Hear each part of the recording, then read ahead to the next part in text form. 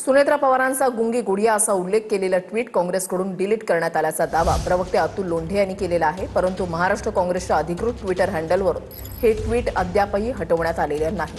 ट्विटमध्ये सुनेत्रा पवारांचा अवमान करण्याचा प्रयत्न नव्हता असं अतुल लोंढे यांनी म्हटलेलं आहे।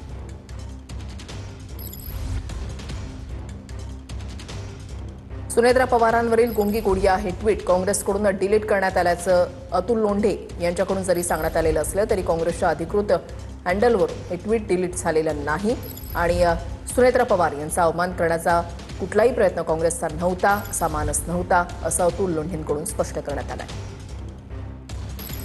सगळ्यांनी पाहिलं त्या प्रेस कॉन्फरन्समध्ये कशा पद्धतीनं कोणाचं वागणं कसं होतं, कसं पत्रकारांना दाबण्यात आलं, त्याच्या अनुषंगाने ते होतं। तरी पण ज्या पद्धतीची रिॲक्शन आली ती लक्षात घेऊन ट्विट डिलीट करण्यात आलं।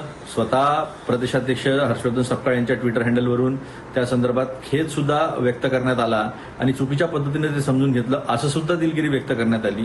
तर त्याच्यानंतरही जे काही सुरू आहे ते स्पष्टपणे दिसत आहे की ते राजकीय पोळी शेकण्याचं काम आहे। ही बीजेपीची प्रवृत्ती आहे। त्या बीजेपीची जी मनस्मृती मानते ती मनस्मृती जी स्त्रीला दुय्यम स्थान देते, स्त्रीला कुठेही सन्मान देत नाही।